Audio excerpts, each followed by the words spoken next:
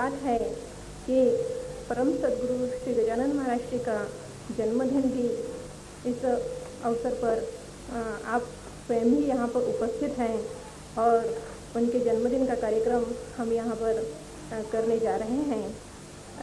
अब उस कार्यक्रम की शुरुआत हो रही है।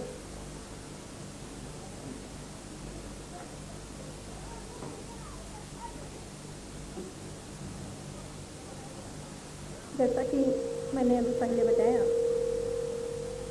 कि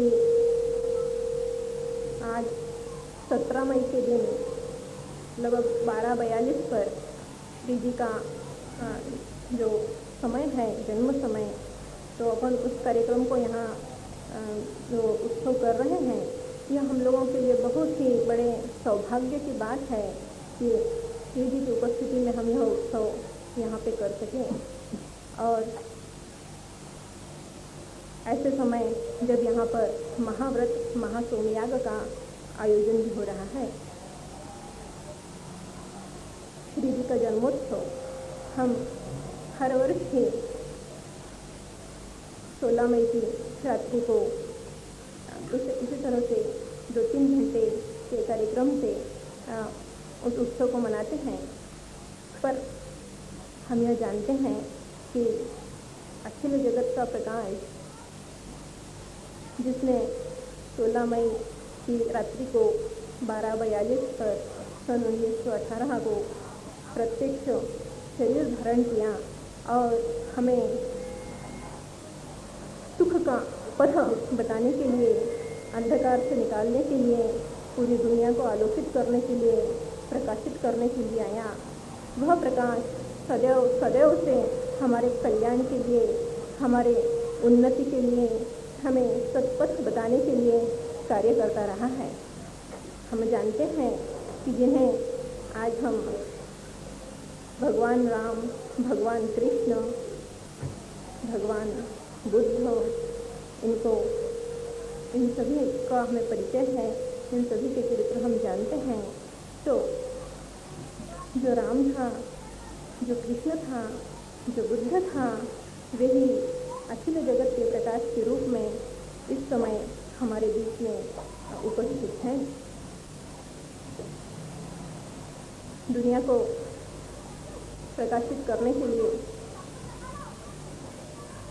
सुख का रास्ता बताने के लिए उन्होंने हमारे बीच में आकर के अनेक कष्ट सह करके हमें यह बहुत ही बड़ा सौभाग्य दिया है।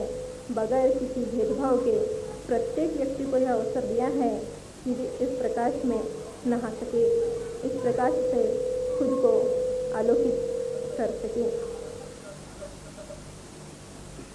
प्रकाश यह शब्द जब हम इस्तेमाल करते हैं तो निश्चित ही उस शब्द का एक दूसरा अर्थ यह भी है कि सुख, दुख यानी अंधकार और सुख यानी प्रकाश। तो जो हमें सुख का रास्ता बताना है, जो प्रत्येक व्यक्ति के लिए सुख का रास्ता हो सकता है, जो प्रत्येक व्यक्ति को सुख दे सकता है, वह सुख निश्चित ही भौतिक सुख तो है नहीं, वह सुख कुछ और है जिसे हमें खोजना पड़ता है। और आज वह सुख यानी वह प्रकाश हमारे बीच में उपस्थित है। हमें कहीं खोजने जाने की आवश्यकता नहीं है, कहीं उसको ढूंढना नहीं है, वह हमारे बीच में है। बस हमें उसको पहचानना है, उसको आत्मसात करना है और उस मार्ग का अनुसरण करना है जो श्री जी ने हमें दिया। अगर हम उस मार्ग का अनुसरण करते हैं तो हमारे रास्ते में कोई बाधा नहीं है, कोई अड़चन नहीं है, कोई विघ्न हमारे सामने उपस्थित नहीं होते हैं।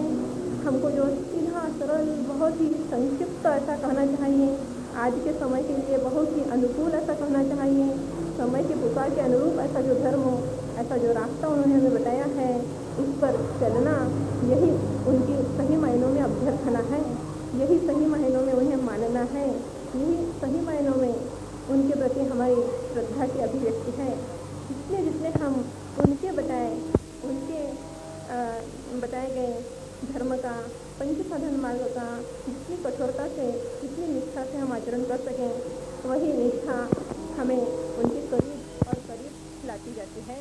हम उनके करीब होते जाते हैं जितना हम उस मार्ग का निष्ठा के साथ अनुसरण करते हैं।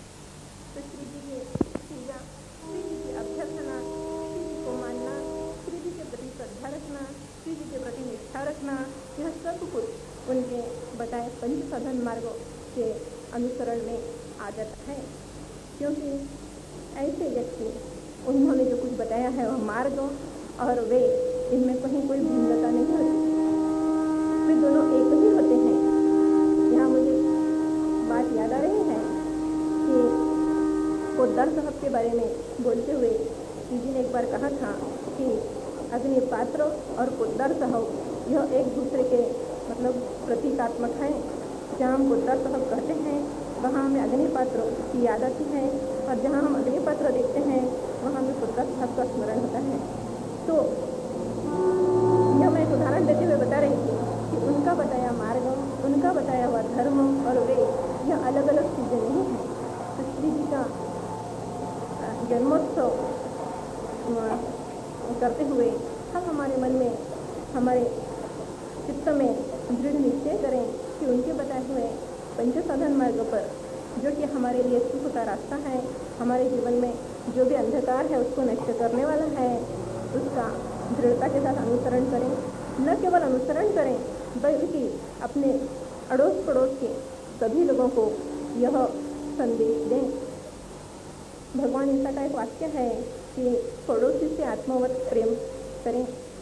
तो पड़ोसी का अर्थ अपन साधारणता लेते हैं अपने मकान के पड़ोस में रहने वाला, पर जहाँ कहीं हम बैठे हैं, जहाँ कहीं हम उपस्थित हैं, जहाँ कहीं हम यात्रा कर रहे हैं, जहाँ कहीं हम कार्य कर रहे हैं, वहाँ हमारे पड़ोस में जो कुछ भी है, जो कोई भी है, वह हमारा पड़ोसी है। इसमें मनुष्य, जीव जंतु, प्राणी सभी आ जाते हैं। उन पड़ोसी से आत्मवत हमें जो प्रेम करना है, उनको हमें यह पंच साधन मार्ग का संदेश देना है। और इस निश्चय के साथ ही हम अपना आज का कार्यक्रम शुरू करें। यही हमारी श्री जी के लिए कोई छोटी सी भेंट हो सकती है। इसके अलावा हम लोग उन्हें दे भी क्या सकते हैं। यह भी देना नहीं है, क्योंकि उन्होंने ही हमें यह अवसर दिया कि हम उनके करीब आ सकें। उन्होंने ही हमें अवसर दिया कि हम पंच साधन मार्ग को समझ सकें, और वही हमें यह अवसर दे रहे हैं। उन्हीं की कृपा से ये हमारे लिए संभव हो रहा है कि हम हमारे पड़ोसी तक उनका संदेश पहुंचा सकें। मुझे इतने कहना है।